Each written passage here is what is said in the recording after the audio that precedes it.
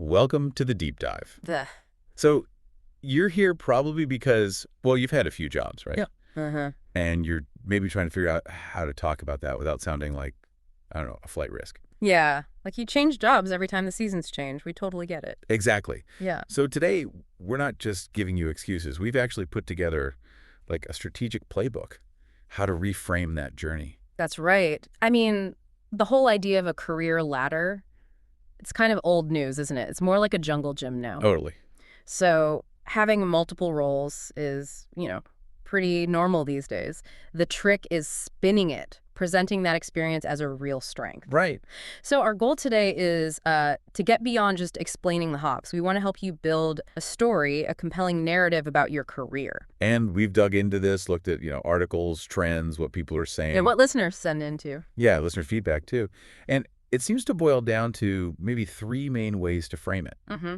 3 levels, we're calling them. We've got the portfolio career idea. Then there's framing it as agile learning. Agile learning, right. And the third is making these mission-driven pivots.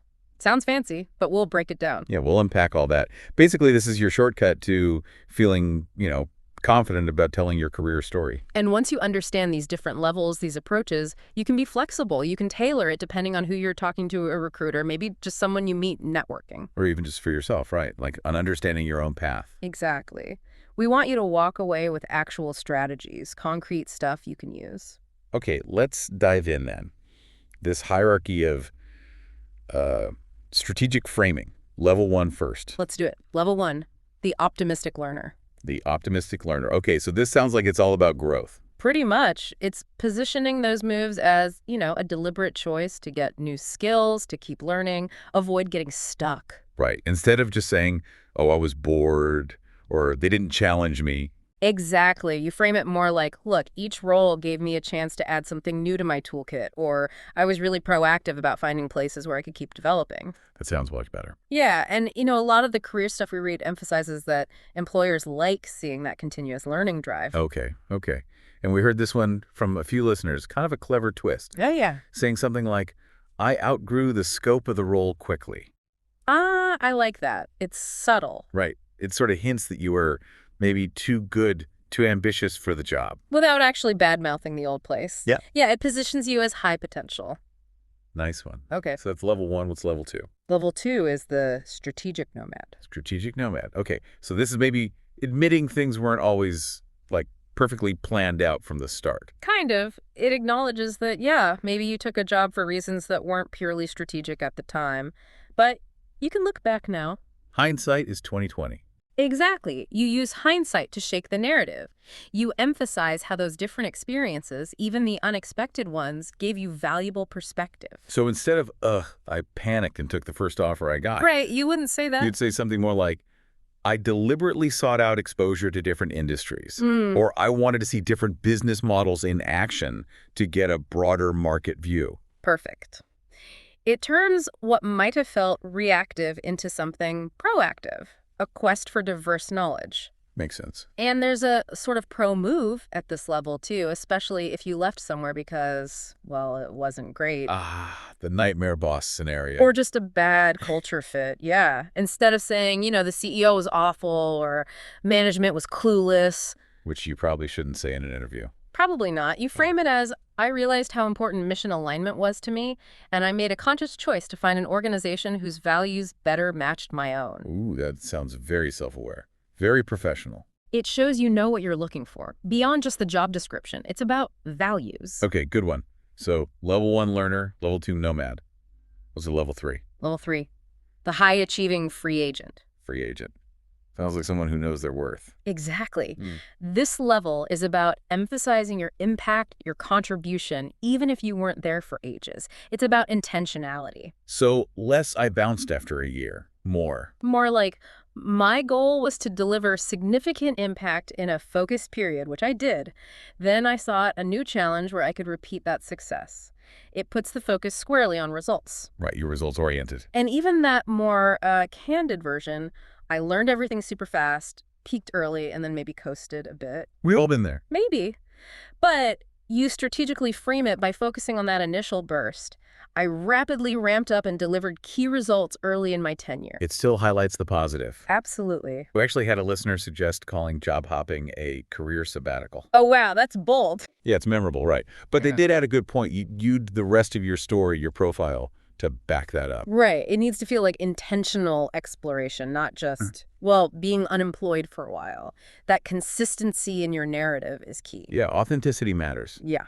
Okay, so we've got the levels. How do we actually use this stuff? Like on LinkedIn? Ah, yes, the LinkedIn Spin Doctors section. Let's talk practical techniques. Okay, spin away. What's technique number 1? Step 1 is what we call the narrative bridge. Narrative bridge. Sounds like connecting the dots. That's exactly it. It's about taking maybe a few shorter roles or contracts or even freelance gigs that happened around the same time. Right, things that might look a bit disconnected on their own. Yes. And instead of listing them all separately, which can look choppy, you group them. How? Like under one heading. Yeah, maybe you create an entry like independent consultant or digital transformation projects for that period. Then in the description, you talk about the common skills or themes across those gigs. Ah, I see. So it smooths things out, makes it look more cohesive. Exactly. We saw some LinkedIn guides suggesting this. It shows adaptability, but in a structured way. Okay, cool. What's next? Technique 2. Technique 2, selective amnesia. Huh.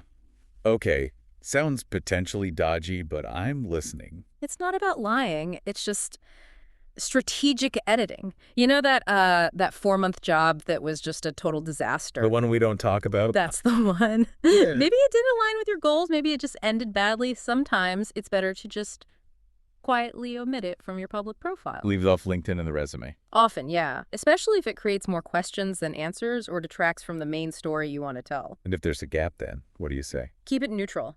Something like, I took some time for professional development, or I was exploring some different options, or even attending to a family matter.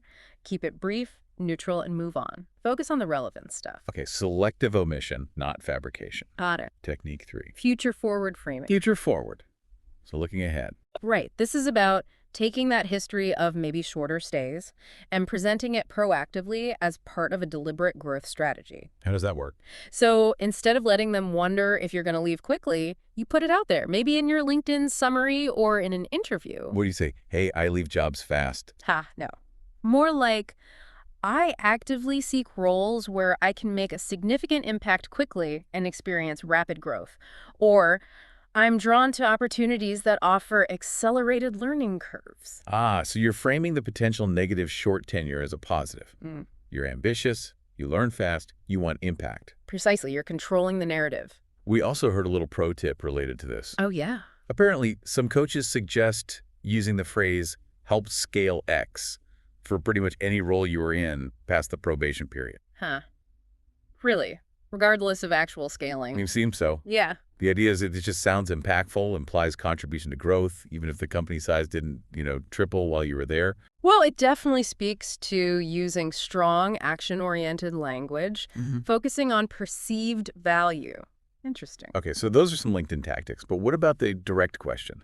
The dreaded so, why so many jobs in an interview? Right. The moment of truth. We need some emergency phrases ready to go. Your quick strategic responses. Okay, first one. The industry evolution defense. Industry evolution. So, blame the market. Essentially, yes, but strategically. You attribute your moves to external forces. Instead of, I got laid off twice, you say something like, the tech landscape, as you know, has shifted significantly in recent years. My career path reflects my ability to adapt proactively to those market changes and stay ahead of the curve. That sounds way better. Resilient, adaptable. Exactly. It frames it as you being responsive to the bigger picture. Okay, good one. What else is in the emergency kit? Adopting the project-based mindset. Project-based mindset. How does that help? This works well if you have had several shorter stints. You frame it as a preference. A preference for hopping. No, a preference for a certain type of work. You say, I find I thrive in dynamic environments where I can dive into high-impact, short-cycle projects and deliver tangible results quickly. So it sounds less like I get bored easily and more like I'm built for focused, high-intensity work. Exactly. It sounds intentional, driven. Nice. Okay, one more emergency phrase. Last one, loyalty to growth. Loyalty to growth. Yeah. Whose growth? Your own. This centers the narrative on your commitment to personal and professional development. Okay. So instead of the, let's be honest, often true, I keep looking for more money or a better title. The direct deposit loyalty. Ah, right. You frame it as my primary commitment is to my ongoing professional growth. Each move I've made has been a strategic step to acquire specific skills or experiences vital for my long-term development. Again, sounds very intentional. Investing in yourself. It frames the changes as positive steps on your path. You know, we had one listener share a really simple, maybe slightly cheeky hack for this question. Oh, yeah. What was it? They just say, for every single job change, I was recruited. Seriously, every single one. Yep. Their logic is it just immediately makes you sound in demand. Like other people wanted you. Wow. That's bold. I mean, it definitely taps into that social proof idea, right? If other companies are headhunting you, you must be good. Risky. Maybe, but interesting. Okay, so I've got the levels, the LinkedIn stuff, the emergency phrases. What about putting it into practice? Right. Time for our listener challenge, Job Hop Bingo. Job Hop Bingo. Okay, what are the squares? These are things you, the listener, can actually try. Exactly. Actionable steps. First square. Invent a diplomatic reason for leaving one of your past jobs. Okay, give me an example. Like, if the real reason was my boss micromanaged me into oblivion. You could reframe that as perhaps I realized the collaborative culture, while strong, wasn't the best fit for my preferred independent workflow. Or I was seeking an environment with greater autonomy. So turning a negative into a neutral statement about work style or environment fit, got it. Bingo square one. Bingo square two. Practice your I'm not a flight risk face. My what now? Your facial expression. When you're talking about your job history, you need to look calm, confident, engaged, not shifty or defensive. Ah, okay. So like steady eye contact, maybe a slight calm smile. Not looking like you're planning your escape route. Exactly. Project confidence and stability, even while discussing change. Okay, practice the face. Square two, what's the last one? Final bingo square. Summarize your entire career path using only 3 relevant emojis. 3 emojis, seriously. Yeah. It's a fun exercise in distillation. Forces you to find the core theme. Maybe it's like rocket ship for growth, a cloud for cloud tech, and a winking face for strategic moves. Or like a ladder, then a jungle gym, then. I don't know, a compass. Could be. Whatever sums up your journey's essence, it's about finding that core narrative visually. That's actually quite clever. Helps you clarify the story for yourself. We even saw someone joke about their resume summary.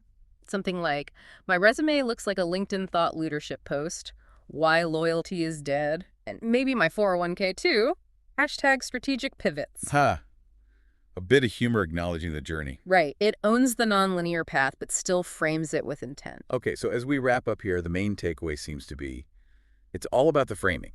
It's not about making stuff Not up. at all. It's about being thoughtful, highlighting why you made moves, what you gained, the skills you picked up, finding the positive thread. And turning that into a coherent story. Exactly.